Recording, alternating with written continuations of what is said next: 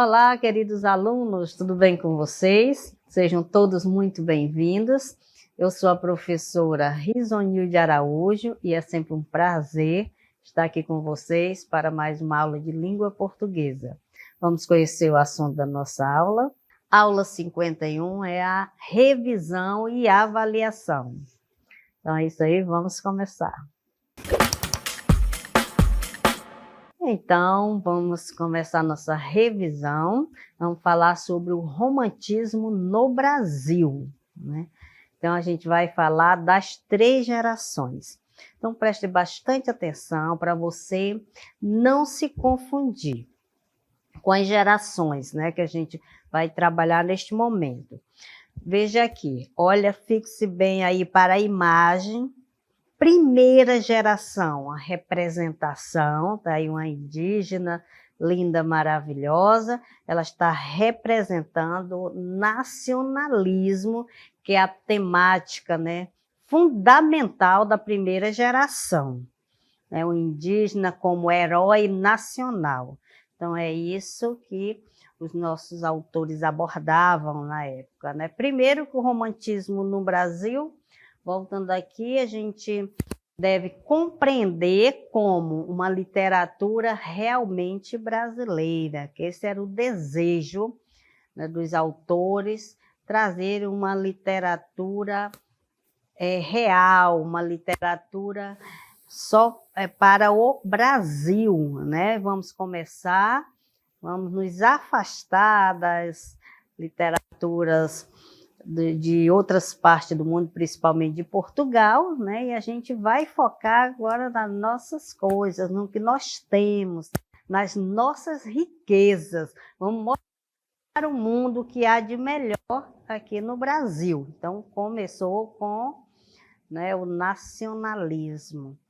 Então, a segunda geração está aí representada com o coração partido, porque é uma geração que foi chamada de ultrarromântica, porque isso já se traz uma certa lembrança do exagero, né? De uma paixão avassaladora, sem limites.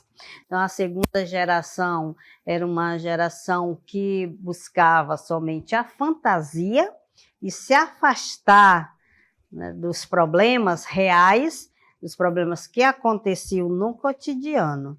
Então, não queriam saber, né, de resolver nenhum problema. A terceira geração, né, representada aí pelos braços acorrentados, significa, né, que a gente está falando de algo que quer ser liberto, né? A gente vai falar de liberdade, o que se trabalhava principalmente em volta da situação dos escravos. Então, nós temos essas 3 representações. A natureza, como tudo na primeira geração, ela começou a exaltar, né, a natureza, mostrar o que há de mais bonito. A segunda geração é essa geração ultrarromântica, tá? Essa geração que só vivia de fantasias, né, e se afastava dos problemas, não queria saber, fugia da realidade. E a terceira geração que buscava a liberdade, libertar, principalmente quando se trata de escravos. Então, nós temos essas 3 representações que foi classificada como fases, né, gerações. Primeira, segunda e terceira, tá? Não esqueça, se você, né, lembrar do símbolo que nós apresentamos aí nas gerações, você vai lembrar quando vê um texto, olha, aqui nós temos características de tal geração, tá? Porque elas não são tão parecidas assim, né? Na terceira geração, trabalhou-se também um poema lírico, que também era trabalhado na segunda geração, mas a segunda geração falava do amor de forma não muito real, né? Afastava-se das pessoas, da mulher amada, aí eles ficavam só no amor platônico, não tinha esperança de encontrar um dia, né? Então, eles não conseguiam, né, realizar aquele sonho de estar com a mulher amada, né? Já na terceira geração, o amor era mais real, trabalhava-se com a possibilidade de ter aquela pessoa com ele, né? Então, a gente vai agora apresentar o Gonçalves Dias, que é um dos representantes, né, da primeira geração, com relação à poesia, que ele criou, né, a poesia voltada para o indígena e para a natureza. São pontos, né, fundamentais na primeira geração. Indígena, natureza, a natureza de um modo geral. Usava-se uma linguagem simples e acessível, que até hoje, você for ler um poema do Gonçalves Dias, você não terá dificuldade, né? Porque trabalha-se com coisas, com símbolos da natureza, do indígena, então é uma linguagem que qualquer pessoa que saiba ler, né, vai conseguir analisar, entender de um modo geral. Ele também trabalhou a poesia épica. A épica são as narrativas, né, as narrativas mais extensas, que canta os feitos heróicos dos indígenas valorosos. Ali ele não vai mais fazer em forma de poema, bonitinho com os versos, as estrofes. A poesia épica, ela é uma narrativa e vai contar os fatos. O que foi que aconteceu, né? Onde aconteceu, quem estava lá, todos os elementos de uma narrativa está contemplada aí nesse canto, nos feitos heróicos dos indígenas valorosos, criada por Gonçalves Dias. Substitutos da figura do herói medieval e europeu. Então, ele traz indígena para substituir esse herói da Idade Média. Aí tem alguns exemplos de poemas que canta esses feitos heróicos, que é Juca Pirama, Os Timbiras, Canção dos Tamoios.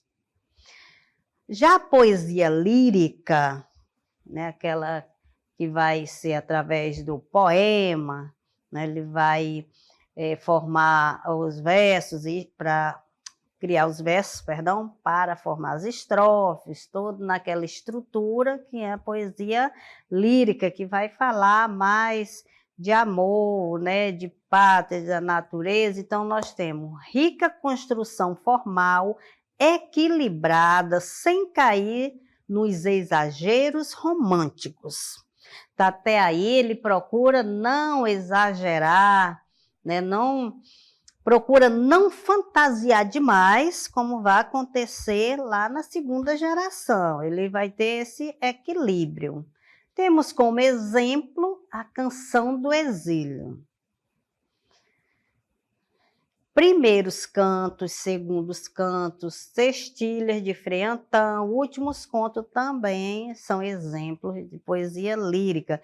E quais são os temas? Os temas dessas poesias líricas?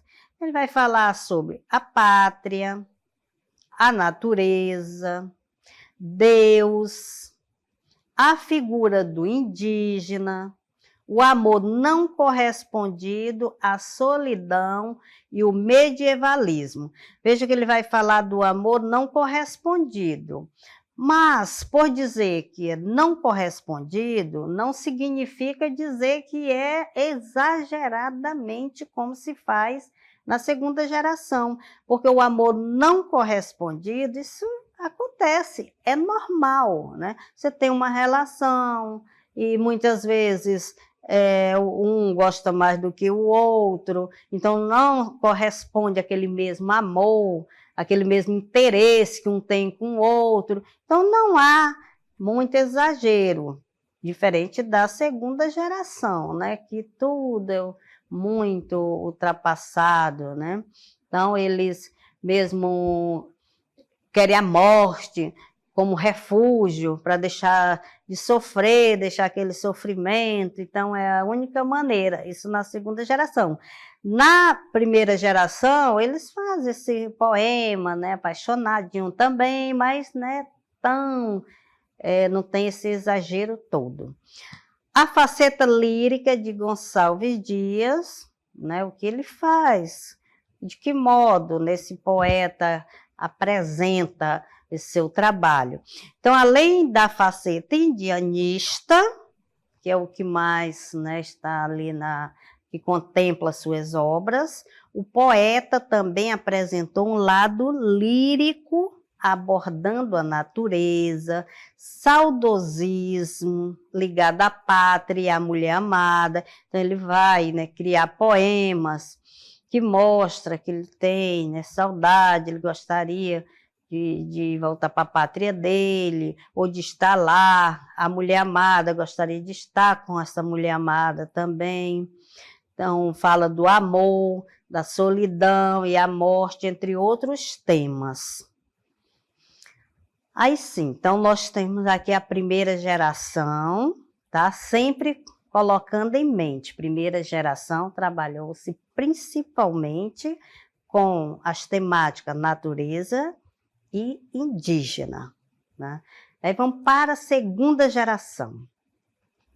A segunda geração, ou mal do século, não foi tão boa assim, né? Que foi chamada também de mal do século, ou geração byroniana, por conta do seu criador, né?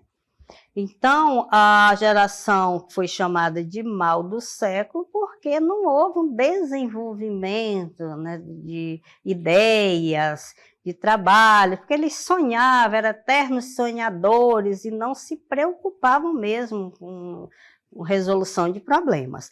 As obras dessa fase da literatura são impregnadas de egocentrismo, pensam neles, né?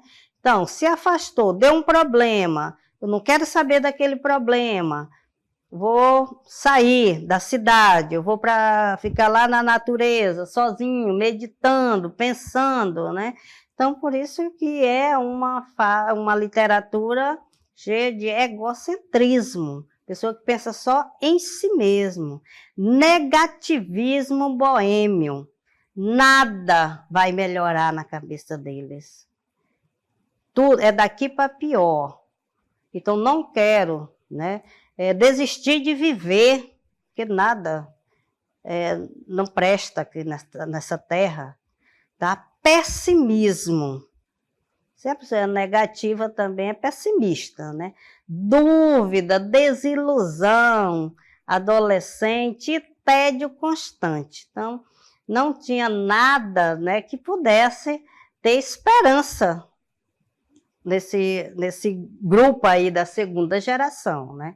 Que só pensava em coisas negativas. O tema preferido é a fuga da realidade. Então, eles tinham como seu tema problemas, fugir, né? Esse era o sentido. Então, o tema preferido, fuga da realidade, que se manifesta na idealização da infância, nas virgens sonhadas e na exaltação da morte. Então, exalta a morte por quê? Porque é a única forma de sair disso aí, né? Desse negativismo, dessa desilusão, de tudo que acontecia dentro desta geração. Os principais poetas foram Álvares de Azevedo, Casimiro de Abreu, Junqueira Freire e Fagundes Varela. Aí vamos ver aqui no poema de Álvares de Azevedo, que é um exemplo da segunda geração. Veja só o que ele diz, lembrança de morrer. Quando em meu peito rebentasse a fibra, que o espírito enlaça dor vivente, não derrame por mim nenhuma lágrima em pálpebra demente. Não quero, né? Se morrer, por favor, não chorem. E nem desfolhe na matéria impura. a flor do vale que adormece o vento. Não quero que uma nota de alegria se cale por meu triste pensamento. Eu deixo a vida como deixa o tédio. Veja, olha, deixo a vida como deixa o tédio. Então, pouco me importa, né? Eu deixo a vida, mas também vou deixar essa loucura, esse pessimismo, esse tédio, tudo que é de ruim que está envolto, né? Do deserto, o poente caminheiro, com mais horas de um longo pesadelo que se desfaz ao dobre de um cineiro. Então, veja que toda negatividade, né, quando se faz um poema, ele está carregado de coisas ruins, de coisas negativas, de maus pensamentos, né? A gente não vê um sentido de viver, né, de progredir, de procurar algo para melhorar a situação, não. No último instante, o que se pensa é em morrer. Segunda geração. Terceira geração. Aí já vem com outro pensamento. Foi caracterizada pela poesia social e libertária. Essa geração sofreu intensamente a influência das ideias de Victor Hugo, de sua poesia política social. O termo condoreirismo é consequência do símbolo de liberdade. Então, terceira geração significa o quê? Liberdade, adotado pelos jovens românticos. O condor, a águia que habita o alto da cordilheira dos Andes, né? Aquele pássaro que voa bem alto, né? Que vê as coisas bem de longe. Isso aí era a terceira geração, que eles já vieram mesmo para resolver, para tentar pelo menos resolver a situação, né? Já pensavam no meio social. Então, seu principal representante foi Castro Alves, seguido por Souza Andrade, perdão. Aí nós temos uma poesia, né, para caracterizar caracterizar a terceira geração, que você vai encontrar algumas dessas características e temáticas. Veja só, Canção do Africano. Lá na úmida senzala, sentado na estreita sala, junto ao braseiro no chão, entoa o escravo seu canto, e ao cantar corre-lhe em pranto saudades do seu torrão. Ele que já está falando em escravo, em senzala, pessoa com saudade do seu local, né, da sua terra.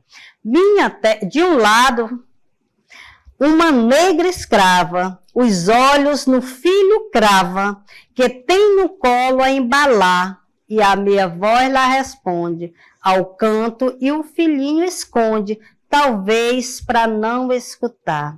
Minha terra é lá bem longe, das bandas de onde o sol vem. Esta terra é mais bonita, mas a outra eu quero bem.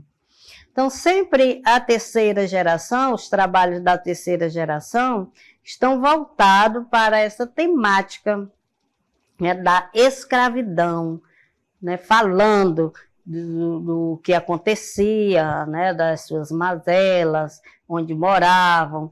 Então, a terceira geração, ela veio mais compromissada com a sociedade. Eles buscavam reconhecer o que acontecia, os problemas, e tentavam mostrar, tanto para a população, como para as pessoas, né, que ele achava que poderia resolver esse problema. Então, primeira geração, trabalhou enaltecia, né, o indígena, enaltecia a floresta. A segunda geração já veio sem muito o que fazer, né? Não sabia muito onde estavam e para onde iam. A terceira geração não, veio com um compromisso de mostrar mesmo, já começou a mostrar a realidade das coisas, né? Não só viajavam, né, pensando como fazia a segunda geração, mas não, aqui, olha, vamos mostrar o que realmente está acontecendo, vamos deixar de fantasiar as coisas, de esconder, né? Então, esta foi a nossa aula, né? Nós falamos aqui sobre as 3 gerações, espero que vocês tenham compreendido. Até a próxima.